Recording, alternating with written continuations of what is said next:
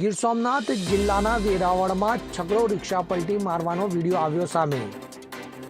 વેરાવળમાં સાંકડા રસ્તામાં પૂરપાટે ઝડપે જતી છકડો રિક્ષાએ મારી પલટી।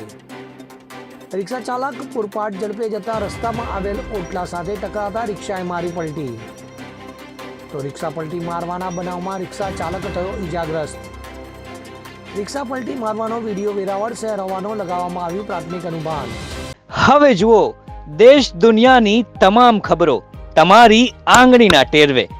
ઉઠાવો મોબાઈલ અને ગૂગલ પ્લે સ્ટોર પરથી ડાઉનલોડ કરો અમારી CN24 ન્યૂઝ મોબાઈલ એપ।